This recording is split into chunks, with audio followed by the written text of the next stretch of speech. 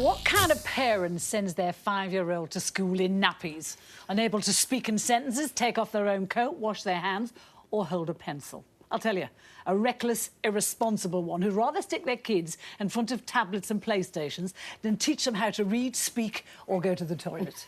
But in many schools, this is exactly what's happening. And in a damning indictment of modern-day parenting, Ofsted boss Amanda Spielman has told parents they're setting their kids up to fail.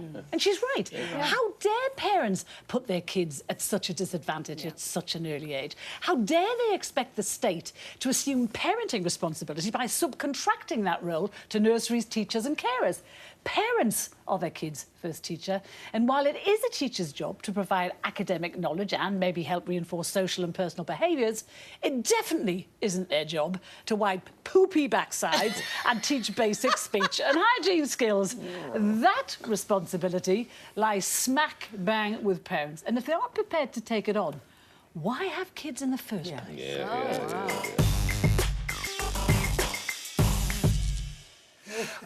You've got a vision of poopy backsides, haven't you? Yes. The trouble, Carole, is everyone would agree with you, but how do you change a society where that is... I mean, let's not kid ourselves. This isn't most parents.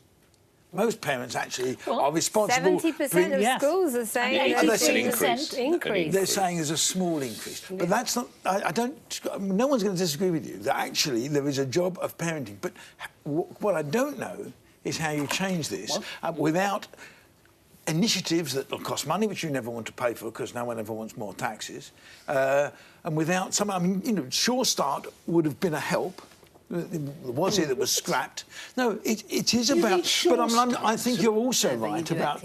Somehow you've got to get at kids as they become older to learn about being parents. Yeah, but I mean, find the parents. Yes, exactly. You've been sitting too close to me today. I'm with you, Nick, and I'm with you, Carole. We shouldn't be paying for it. Tell them your child can't start this school or this nursery if it's in nappies. It's very absolutely simple. right. But then it's the child that suffers. Well, that's up to the parents to sort it out quickly. Well, our society decided a long time ago that actually inadequate parenting meant that the society had to step in. But if you're a teacher, who wants to do that? Oh, terrible. You didn't sign up to wipe a 3- or 4-year-old child's backside, did you, really? Can I make a point? Yeah. I have no evidence for this. I'm just assuming that... You really have been sitting too close to me. But you're right. So you're right. Yeah, so we don't have to bother, really. Yeah, no evidence for this. But I bet you that actually it's the majority of middle-class and affluent parents whose kids are the ones going to school I do with have nappies. a stat to back that up. You do? Good. Yes, I do. Because poor parents can't afford nappies. Yeah. So therefore they want their kids let me just back that little stat up. That's interesting, because I have something to say about that. Let me just say this one thing. Middle-class parents, there's a nappy that you can wear right through to school age, and it's much more expensive than the ones that poorer people can afford. So, yes, you're right. Yeah. No, I've noticed, I mean, I agree. I don't think children should be allowed to start school and be out. You can't outsource potty training to a nursery school teacher. It's unthinkable. I potty trained 3 children. Primary schools in some instances. I know. That's the key. I potty trained 3 children, and I think the experience. I can't remember how I did it, but I somehow managed, and you know they went to school dry, and they all of that.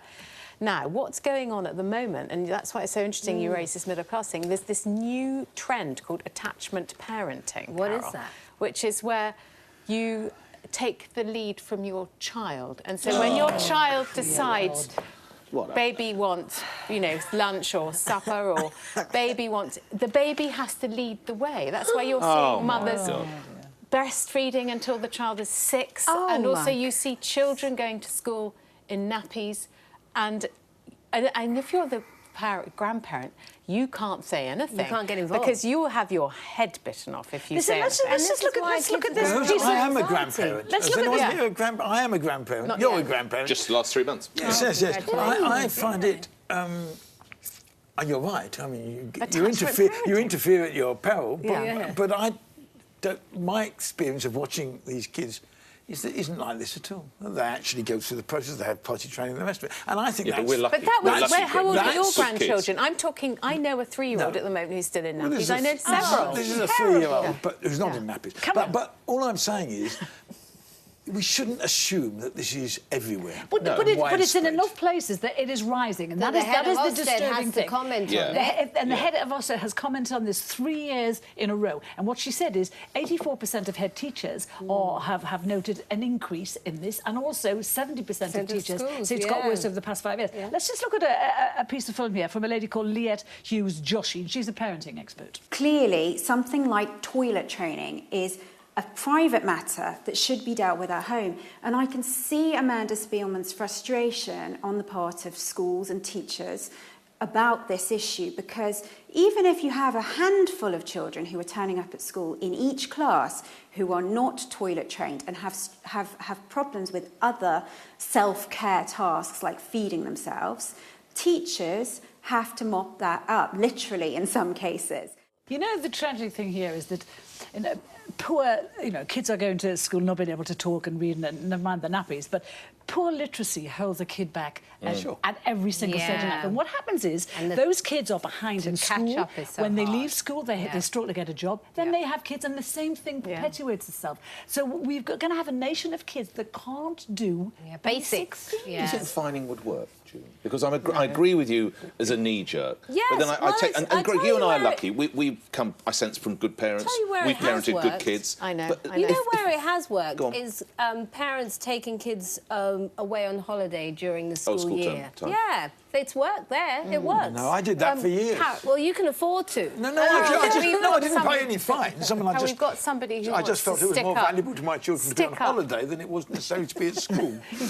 So we've got to hear from someone called Mark Creasy, who's going to stick up for these poor parents who are being assailed on all sides. I think there's lots of pressures on parents, and actually we don't look as a society at what we are actually doing to parents, which then has a knock-on effect to what goes on in schools. Parents are very time poor, so therefore things are shifting onto schools to try and plug the gaps. Many parents now don't have the family support, the grandparents, the aunts and uncles that we used to have in decades gone by. I don't think schools and parents should be set up against each other. We should be working in partnership, and the best schools actually do that. One can't help thinking that actually parents just think the whole job is down to the schools. Yeah. He's part of the problem, though. He's part of the problem. He's well-meaning. We must say he's well-meaning, but I that's agree. part of the problem about people being time poor. My mum had 3 jobs, and I was off the potty by the time I was 2. So, Well, some could dispute that. You don't have to talk a lot of it now, though, Carole, in all honesty.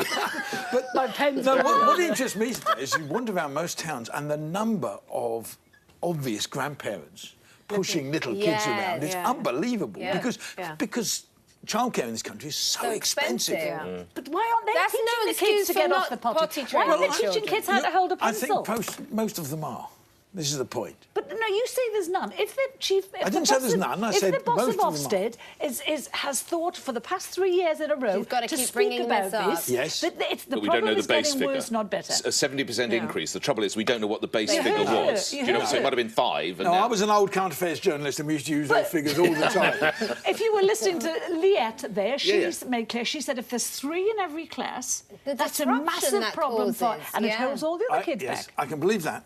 I can believe that. And then, but what you do about it and how you change it, I don't know. fine I certainly them or don't think stop them going to fining them and stopping them Now, going we to must school leave helps. that with the visual of Carole on her potty. Yeah, no, don't, because please. I shouldn't have said that. That's kind of... Even I've got that in my head. It's terrible. Before we go, there's just time for this. Like many of you, I'm looking forward to Christmas dinner around the family. Well, that'd be fun in your house. I don't think you that would be a dining blast. table. No, I am. It's going to be very harmonious. Yeah. The only downside is it's often a nightmare trying to get a word in edgeways. So this week, I was relieved to find that I'm not the only one to experience this frustration. Watch for Conservative MP Sir Roger Gale sitting behind my brother in the Commons this week. Yeah, that's right. You can tell, there we go, there's one. There's one. There's one. In defiance of the wishes of the people. And we should be careful about... I'll give way to my honourable friend behind me who's been chuntering away from a sedentary position. No one campaigned, no one voted for this type of Brexit. This isn't Brexit. This is not Brexit, but a feeble simulacrum of national independence. It is a. I will give way. I'll give way in a second to this gentleman here. I'm very grateful to the right honourable gentleman for giving way. He appears to be one of those who prefers the grievance to the solution. My right honourable friend, the Prime Minister, has come up with a solution. What's his big idea? I was coming to that. Well, where is it? Hold on. For your perseverance, Sir Roger, you win our award for Heckler of the Week. Yes. And I give way to Carole. Do you think you might be having your Christmas dinner in Downing Street this year, maybe? Oh, who knows? don't feel I think there's a good chance you might be having a lot of own. No, that's quite possible. I think it could be the other it's brother, a small actually, kitchen, apparently. that ends up in Downing Street. Not by December. Not the obvious No, we've got so many more brothers where those two came from. Okay. 2 more. You get next generation on the way. Yeah, exactly. Yeah, I've got Your 2 brothers. grandchildren. How about them having a go?